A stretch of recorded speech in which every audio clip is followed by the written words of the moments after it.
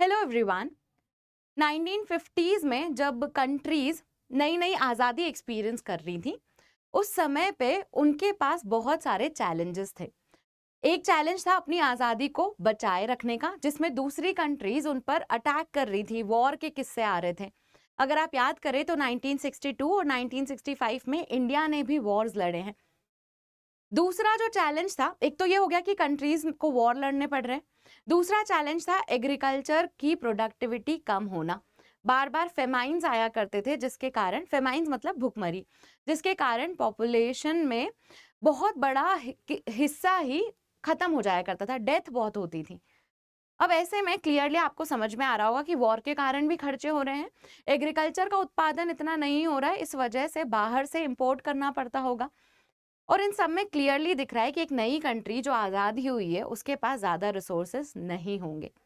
अब ऐसी सिचुएशन में, ऐसे हालात में, जब रिसोर्सेस की पहले ही कमी है, उसमें अगर उस कंट्री की पॉपुलेशन एक्सप्लोड भी हो रही हो, बहुत ज़्यादा रैपिडली बढ़ रही हो, तो उस केस में कंट्री के पास में एक चॉइस तो हो सकती है कि ये पॉपुलेशन को कर्ब करते हैं, तब जाकर हम अपने रिसोर्सेस का बेटर यूटिलाइजेशन करेंगे। और यही सवाल जो है, ये पॉपुलेशन का क्या करना है और ये पॉपुलेशन का जो एक्सप्लोजन हो रहा था उस समय, उसे कैसे रोकना है, उसको लेके कंट्रीज ने अपने अपने हिसाब से कदम उठाए। जिसमें से दो कंट्रीज जिनकी हम आज बात करने वाले हैं, चाइना और वियतनाम, शायद उनकी पॉलिसीज बैकफायर कर गई। और इंडिया ने क्या स्टेप्स लिए इस पॉपुलेशन के चैलेंज को कंट्रोल करने के लिए, उसके बारे में हम बात करेंगे। पर उन सब के पहले, हेलो एवरीवन, मेरा नाम मोनिका है और लेट्स क्रैक यूपीएससी सीएसई में आपका स्वागत है। हमारा जो टॉपिक है वो ये है कि कैसे चाइना ने गलती की और अब वो उसे सुधारने की कोशिश कर रहे हैं, वियतनाम ने पॉलिसी मेकिंग में गलती की जो वो सुधारने की कोशिश कर रहे हैं, and how India dodged a bullet, हमने क्यों वो गलती नहीं की। चलिए पहले चाइना की बात कर लेते हैं। अच्छा, एक और चीज़ जो मुझे आपको बतानी है वो ये है कि यूजुअली मेरे वीडियो के अंत में एक एमसीक्यू होता है और उसका जवाब मैं आशा एक्सपेक्ट करती हूँ आपसे कि आप कमेंट में दें, और जिनका जवाब सही होता है नेक्स्ट वीडियो में मैं उनके नाम अनाउंस करती हूँ। अब ये वीडियो में वो नाम नहीं है, क्योंकि मेरा जो पहले वाला वीडियो है जिसका एमसीक्यू आप तक नहीं पहुँचा है, क्योंकि वो अभी रिलीज़ नहीं हुआ है, तो इस वजह से इसमें वो नाम अनाउंसमेंट नहीं है। इसका क्वेश्चन और उसके पहले वाले वीडियो जो कि वर्ल्ड एनवायरनमेंट डे पे है, उसका क्वेश्चन, दोनों के जो सही आंसर्स किए हैं लोगों ने, वो मैं नेक्स्ट वीडियो में अनाउंस कर दूंगी। तो होपफुली आप उतना सब्र रखेंगे। अब आते हैं फिर से कि चाइना ने क्या किया पॉपुलेशन कंट्रोल करने के लिए, वियतनाम ने क्या किया and how they are regretting it. चलिए चाइना की अगर हम बात करें तो 1979 में चाइना ने एक पॉलिसी बनाई। वो पॉलिसी थी वन चाइल्ड रूल, जिसमें उन्होंने कहा कि हमारे यहाँ पे जो कपल्स हैं वो एक ही बच्चा करेंगे। अब इसका मतलब ये नहीं है कि जो दूसरे बच्चे कर रहे हैं उसको दूसरा बच्चा किया है जिन्होंने उनको स्लॉटर ही कर दिया है, ऐसे वाली पॉलिसी इंप्लीमेंट नहीं होती है। मैं आपको अगर इसकी ग्राउंड रियलिटी दूं तो वन चाइल्ड रूल के एक्सेप्शंस भी थे, जैसे कुछ एथनिक माइनॉरिटीज हैं, कुछ ऐसी ट्राइब्स हो गई जिनको मल्टीपल बच्चे करना अलाउड था, या फिर कुछ ऐसे केसेस भी थे जिसमें एक्सेप्शंस दिए गए। पर अब बात करते हैं ये पॉलिसी इंप्लीमेंट कैसे की गई। तो ये पॉलिसी इंप्लीमेंट करने के तरीके होते हैं, जिसमें जो एक ही बच्चा कर रहे हैं उनको ज़्यादा इंसेंटिव दिए गए, जैसे जॉब मिल गई, जॉब में प्रेफरेंस मिल गया, या फिर लोन्स और सब्सिडीज दी गई उनको, इस तरह का ट्रीटमेंट। और जिन्होंने ज़्यादा बच्चे किए उन्हें पनिशमेंट दे दिया। पनिशमेंट कैसे दे सकते हैं आप, उन्हें जॉब से निकाल दिया, या फिर बहुत सारी स्कीम्स का लाभ उन तक नहीं पहुंचने दिया। जो नया बच्चा पैदा हुआ है उसे बर्थ सर्टिफिकेट ही नहीं दिया। इस तरह के पनिशमेंट्स जो हैं वो इम्प्लीमेंट किए गए। कुछ स्ट्रिक्ट मेजर्स भी लिए गए, जैसे अगर दूसरा बच्चा है तो फोर्सफुली अबॉर्शन कराया गया, स्टेरिलाइजेशन जिसे हम नसबंदी कहते हैं वो भी कराई गई। तो इस तरह से इस पॉलिसी को इम्प्लीमेंट किया गया था। ये जो वन चाइल्ड पॉलिसी है चाइना ने 1979 में लेकर आए, ये बहुत लंबे समय तक चली, पर 2015 में चाइना ने इसे खत्म कर दिया। 2015 में चाइना ने रियलाइज किया कि इसके चलते उनके पास यंग पॉपुलेशन का नंबर कम है, बूढ़े लोग ज़्यादा हैं, क्योंकि उनकी जनसंख्या जो है वो अब नए लोग नहीं है ना, तो वर्कर्स की कमी आ गई और एजिंग पॉपुलेशन ज़्यादा हो गई। इसीलिए 2015 में चाइना ने ये पॉलिसी हटा दी। फिर क्या आया, 2 चाइल्ड पॉलिसी कि अब आप 2 बच्चे करेंगे। ठीक है, वही है कि पॉलिसी रिवीजन किया जिसमें आप जॉब्स में 2 बच्चों वालों को भी इंक्लूड कर लिया गया।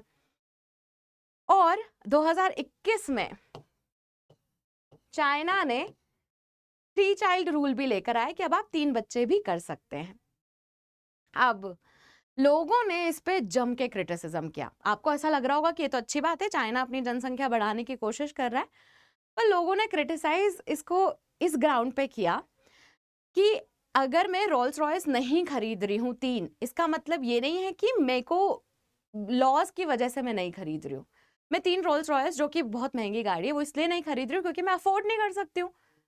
अब आप कह रहे हो 3 बच्चे कर लो, क्या इस करंट इकोनॉमी में ये पॉसिबल है कि आप 3 बच्चों का अच्छी शिक्षा, अच्छा हेल्थ और अच्छी लिविंग दे सकते हैं? It's not possible.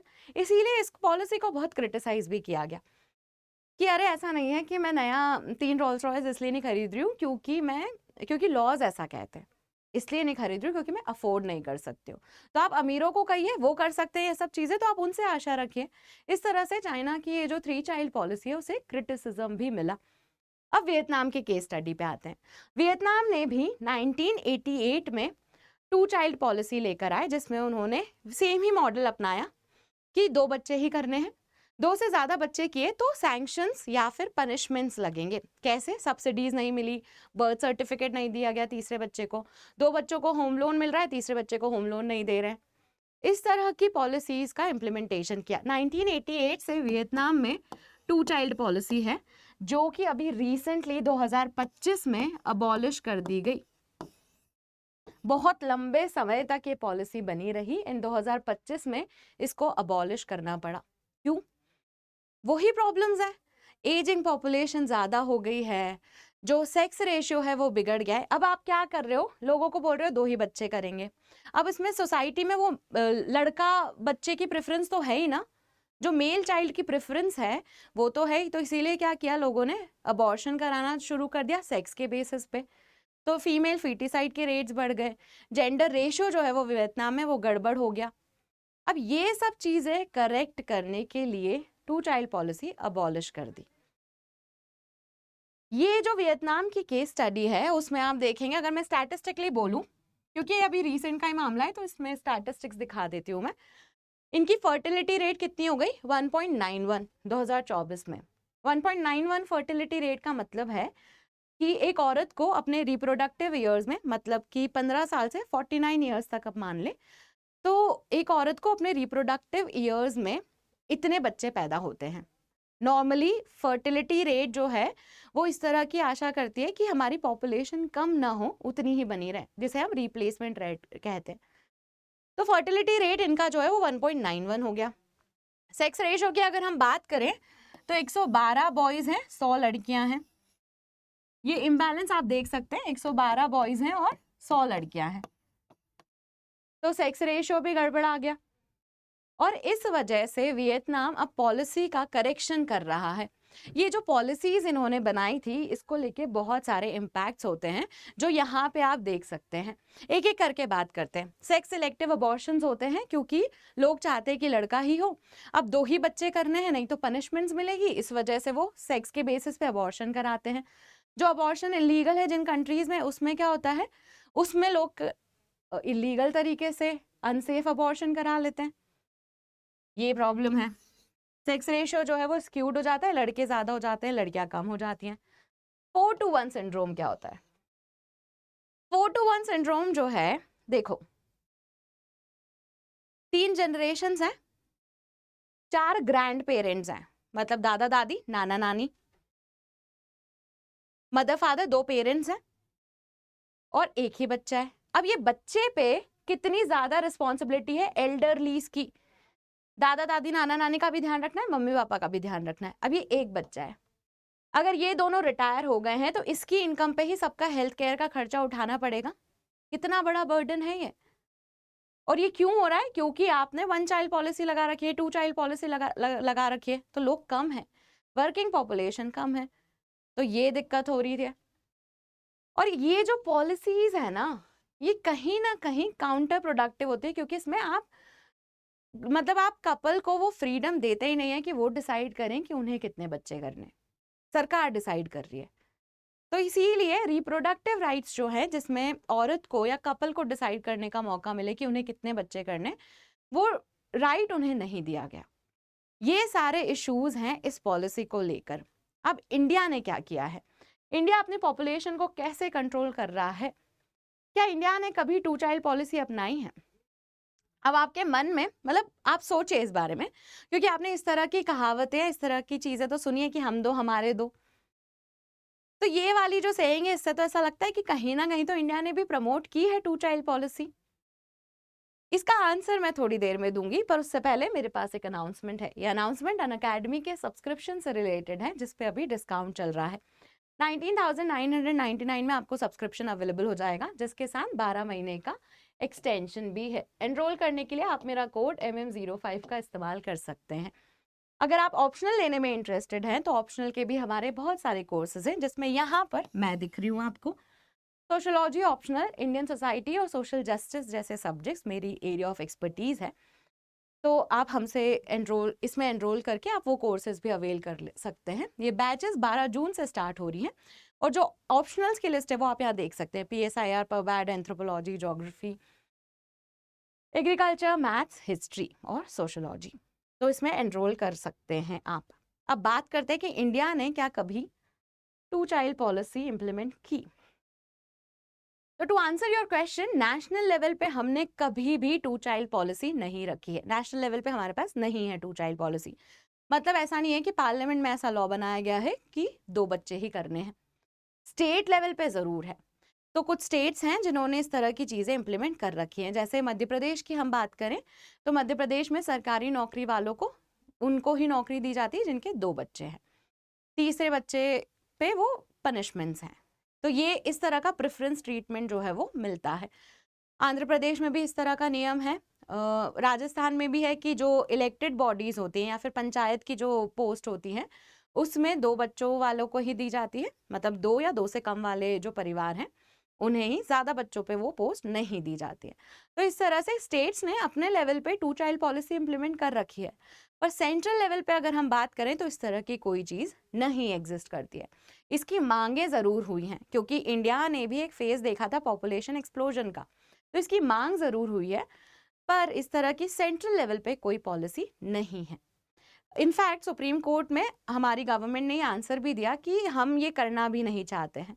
Central level पे क्यों नहीं करना चाहते? क्योंकि ये रिप्रोडक्टिव राइट्स के खिलाफ है। कपल्स को खुद को डिसाइड करने देना चाहिए। पर इसका आंसर इतना सीधा सा नहीं है, there is a history to it, जिसके बारे में हम बात करेंगे। तो अब क्या इंडिया को 2 चाइल्ड पॉलिसी लानी चाहिए? अब तो जरूरत ही नहीं है। अब तो फर्टिलिटी रेट हमारी, अगर आप नेशनल फैमिली हेल्थ सर्वे 5 के अकॉर्डिंग जाएं तो हमारी फर्टिलिटी रेट कुछ 2.0 है। ये फर्टिलिटी रेट रिप्लेसमेंट रेट से कम है, तो हम तो अच्छा ही कर रहे हैं, हमारी पॉपुलेशन ठीक ही चल रही है। तो इसीलिए there is no need. India के 2 चाइल्ड पॉलिसी ना अपनाने के पीछे भी एक हिस्ट्री है, और ये हिस्ट्री है फोर्स्ड स्टेरिलाइजेशन की। देखो, अब चाइना ने कब इंप्लीमेंट किया था 1 चाइल्ड पॉलिसी? 1979 में। वियतनाम ने 1988 में। इस समय के पहले इंडिया में एक ऐसा ट्रैजिक इंसिडेंट हुआ था जिसकी वजह से हमारी फैमिली प्लानिंग और पॉपुलेशन कंट्रोल प्रोग्राम्स में बहुत सारे बदलाव लाए गए थे। ये जो किस्सा मैं आपको सुनाने जा रही हूँ वो संजय गांधी से रिलेटेड है, जिन्होंने इमरजेंसी और उसके आसपास के टाइम पीरियड के समय में फोर्स्ड स्टेरिलाइजेशन कराया था। मतलब मेट्रो पे लोगों को इकट्ठा, मतलब ऐसे रैंडमली लोगों को पकड़ के नसबंदी करा दी। इस तरह की चीजें हुई हैं। तो उसके बाद क्या हुआ? उसके बाद लोगों में बहुत ज्यादा अविश्वास हो गया था सरकार के पॉपुलेशन कंट्रोल के कदमों को लेके। अब ऐसे में अगर हम सेंट्रल लेवल पे 2 चाइल्ड पॉलिसी लेकर आए तो वो कितना बैकफायर कर सकते थे। इसीलिए हमने अपने पॉपुलेशन कंट्रोल के प्रोग्राम्स को वॉलंटरी ही रखा है, जिसमें लोग अपने हिसाब से खुद डिसाइड करेंगे कि उन्हें कितने बच्चे चाहिए। हम क्या है, हम समझा सकते हैं, हम अवेयरनेस क्रिएट कर सकते हैं, हम कॉन्ट्रासेप्टिव्स अवेलेबल करा सकते हैं, पर it is up to the people to decide कि उन्हें कितने बच्चे करने हैं। और तब से लेके अभी तक हमारा यही स्टैंड है। अब जो क्वेश्चन जिसकी मैं बात कर रही थी वो ये क्वेश्चन है, ये इतना आसान सा क्वेश्चन नहीं है, तो आई रियली अप्रिशिएट अगर आप इसका सही आंसर देते हैं। तो ये क्वेश्चन है फर्टिलिटी रेट और रिप्लेसमेंट फर्टिलिटी रेट के कंपैरिजन में 4 स्टेटमेंट्स लिखे हैं, इनमें से कौन से सही हैं वो आपको मार्क करने हैं। Total fertility rate refers to the average number of children a woman is expected to have during her lifetime. Statement 2 है replacement level fertility is the exact fertility rate at which a population replaces itself from one generation to the next without migration. Statement 3 है the replacement level fertility is always equal to 2.0 for all countries. Statement 4 है if the total fertility rate of a country is below the replacement level, its population will eventually decline in the absence of migration। अब इनमें से कौन से statements correct हैं वो आपको mark करना है। जिनको ये क्वेश्चन डिफिकल्ट लग रहा है, टेंशन की कोई बात नहीं है। एक मैंने लेक्चर लिया था जिसमें मैंने फर्टिलिटी रेट और रिप्लेसमेंट रेट को कंपेयर किया था, यूट्यूब पे ही है वो, आप वो देख सकते हैं। एनीवेज आप इसका आंसर दीजिए कमेंट में, जिनका सही होगा उनके नाम जो हैं वो नेक्स्ट लेक्चर्स में अनाउंस होंगे। और कीप ट्राइंग, और अगर वीडियो पसंद आया है तो इसको लाइक ज़रूर कर दीजिए। Thank you for watching.